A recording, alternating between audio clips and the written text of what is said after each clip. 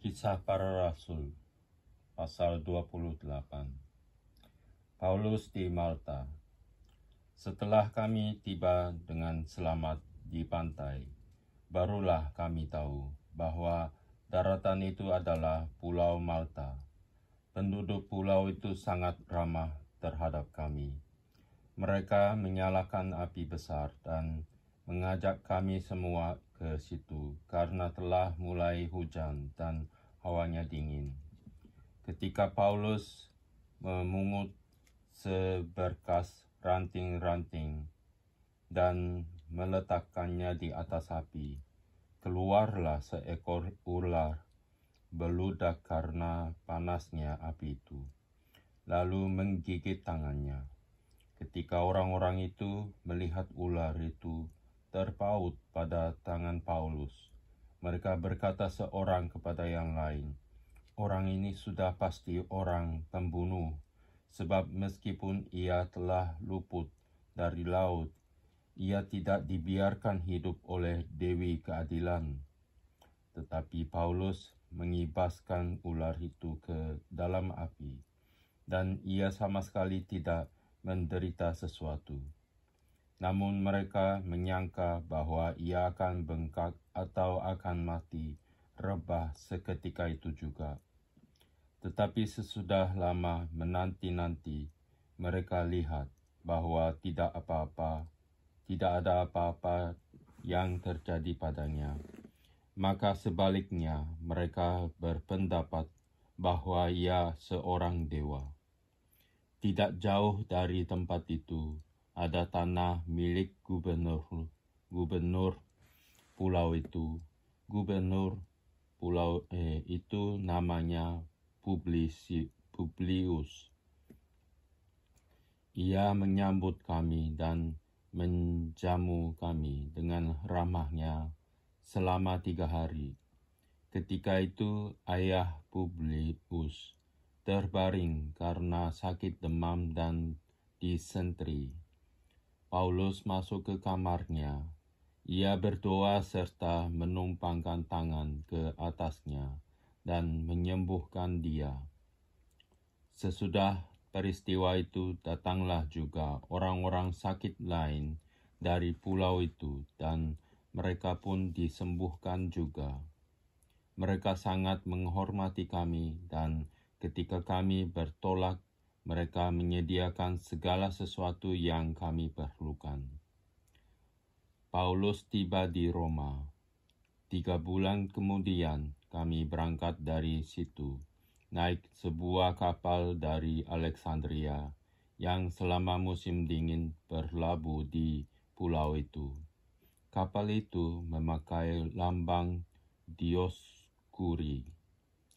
Kami singgah di Sirakusa dan tinggal di situ 3 hari lamanya. Dari situ kami menyusur pantai, lalu sampai ke Rhegium. Sehari kemudian bertiuplah angin selatan, dan pada hari kedua sampailah kami di Puteoli. Di situ kami berjumpa dengan anggota-anggota jemaat, dan atas undangan mereka, kami tinggal 7 hari bersama-sama mereka. Sesudah itu kami berangkat ke Roma. Saudara-saudara yang di sana telah mendengar tentang hal ihwal kami, dan mereka datang menjumpai kami sampai ke Forum Appius dan Tres Taberne. Ketika Paulus melihat mereka, ia mengucap syukur kepada Allah, lalu kuatlah hatinya. Setelah kami tiba di Roma, Paulus diperbolehkan tinggal dalam rumah sendiri bersama-sama seorang prajurit yang mengawalnya. Pembicaraan dengan orang Yahudi di Roma. 3 hari kemudian, Paulus memanggil orang-orang terkemuka bangsa Yahudi, dan setelah mereka berkumpul, Paulus berkata, "Saudara-saudara, meskipun aku tidak berbuat kesalahan terhadap bangsa kita atau terhadap adat istiadat nenek moyang kita. Namun aku ditangkap di Yerusalem dan diserahkan kepada orang-orang Roma. Setelah aku diperiksa, mereka bermaksud melepaskan aku karena tidak terdapat suatu kesalahan pun padaku yang setimpal dan dengan hukuman mati. Akan tetapi orang-orang Yahudi menentangnya, dan karena itu terpaksalah aku naik banding kepada Kaisar, tetapi bukan dengan maksud untuk mengadukan bangsaku. Itulah sebabnya aku meminta supaya aku melihat kamu dan berbicara dengan kamu, sebab justru karena pengharapan Israel lah aku diikat dengan belenggu ini. Akan tetap mereka berkata kepadanya, kami tidak menerima surat-surat dari Yudea tentang engkau, dan juga tidak seorang pun dari saudara-saudara kita datang memberitakan apa-apa yang jahat mengenai engkau. Tetapi kami ingin mendengar dari engkau bagaimana pikiranmu, sebab tentang mazhab ini kami tahu bahwa di mana-mana pun ia mendapat perlawanan.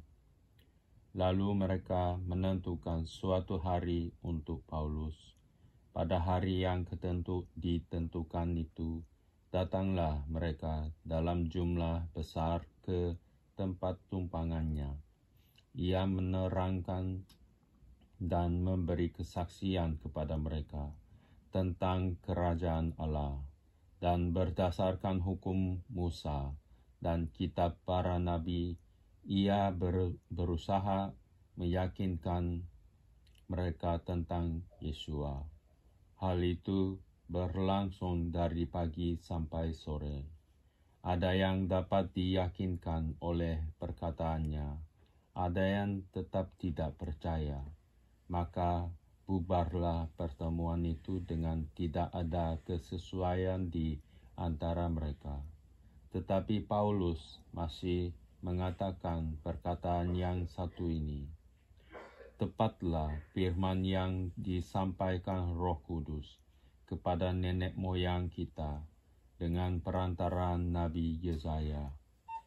Pergilah kepada bangsa ini dan katakanlah, kamu akan mendengar dan mendengar, namun tidak mengerti.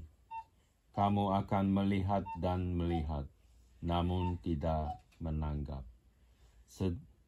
Sebab hati bangsa ini telah menebal, dan telinganya berat mendengar, dan matanya melekat tertutup, supaya jangan mereka melihat dengan matanya, dan mendengar dengan telinganya, dan mengerti dengan hatinya, lalu berbalik sehingga aku menyembuhkan mereka. Sebab itu kamu harus tahu bahwa keselamatan yang daripada Allah ini disampaikan kepada bangsa-bangsa lain, dan mereka akan mendengarnya. Dan setelah Paulus berkata demikian, pergilah orang-orang Yahudi itu dengan banyak perbedaan paham antara mereka. Paulus memberitakan kerajaan Allah di Roma, dan Paulus tinggal 2 tahun penuh di rumah yang disewanya sendiri itu. Ia menerima semua orang yang datang kepadanya dengan terus terang dan tanpa rintangan apa-apa. Ia memberitakan kerajaan Allah dan mendengar tentang mengajar tentang Tuhan Yesus Kristus.